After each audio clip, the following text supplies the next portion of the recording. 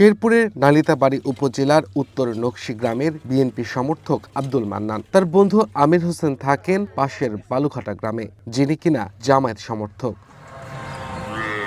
ত্রয়োদশ জাতীয় সংসদ নির্বাচনকে ঘিরে তারা এক অভিনব বাজি ধরেন। বাজির শর্ত, শেরপুর 2 আসনে দাঁড়িপাল্লা প্রতীক জিতলে 6টি মহিষ দেবেন আব্দুল মান্নান, আর ধানের শীষ জিতলে 1টি মহিষ দেবেন আমির হোসেন।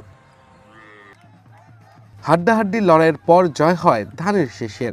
ঢাক ঢোল পিটিয়ে মহিষটি বুঝে নেন আব্দুল মান্নান। গ্রামে তৈরি হয় উৎসবমুখর পরিবেশ, বের হয় বিজয় র্যালি।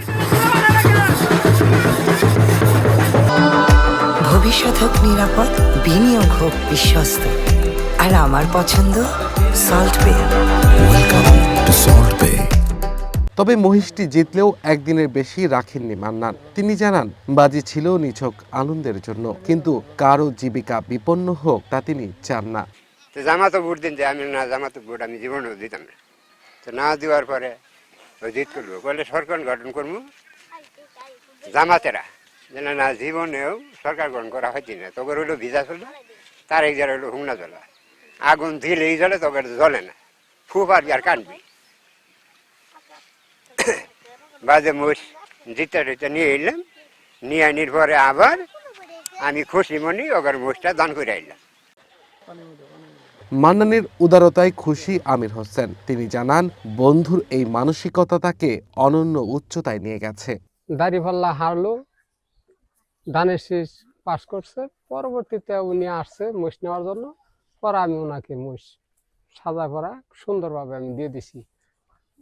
পরবর্তীতে উনি সারাদিন রাখছে, রাখার পরবর্তীতে উনি আমার প্রতি সহানুভূতি করে, অনুগ্রহ করে, এবং কি ওনার যে মনোবল, বড় একজন মনোবল হিসাবেই সে আমার মোষটা আবার রিটার্ন দিয়ে দিছে। তাতে আমি তার প্রতি কৃতজ্ঞ এবং কি আন্তরিকভাবে ধন্যবাদ জানাই। স্থানীয়রা বলছেন, নির্বাচনের উত্তাপ ক্ষণস্থায়ী, কিন্তু মানুষ যদি মানুষকে বোঝে তবে রাজনীতির চেয়েও বড় হয়ে ওঠে বন্ধুত্ব আর মানবিকতা। তারা দুইজনেই হচ্ছে বালুচরায় একই সাথে মহিষ রাখার কর্তার তর্কে দুইজনে বাজি হয়ে গেছে। বাজি হয়ে গেলে জামাত হারছে, বিএনপি জয় হয়েছে। এতে তারা মানে ওই সে মহিষ দিয়ে দিছে, আমার কাকা মহিষ নিয়ে আসছে। আবার মিছিল মিটিং করার পরে আবার কাকা মহিষটা ফেরত দিয়ে দিছে। আর সেটাই আমার দিক দিয়ে একটা মানবিক কাজ। হেরে যাওয়ার কারণে সে গতকাল আসছিল মহিষ নেওয়ার জন্য, আমি ইনশাল্লাহ রেডি করে দিছি। রেডি করে দেওয়ার পরে তারা নিয়ে গেছে। আবার লোকটা ভালো হিসেবে, সে হৃদয়বান লোক, তার জন্য সে ফিরাই দিছে, তাকে ধন্যবাদ। 6টি মহিষ আর 1টি মহিষ পরে জামাত ঠকছে, ধানের শীষ জিতছে। পরে ধানের শীষ উলায় আয়া, ধানের শীষ উলায় আয়া তার মহিষটি নিয়ে গেছে। তে নিজে ইচ্ছায় মহিষটি দিয়ে দিছে।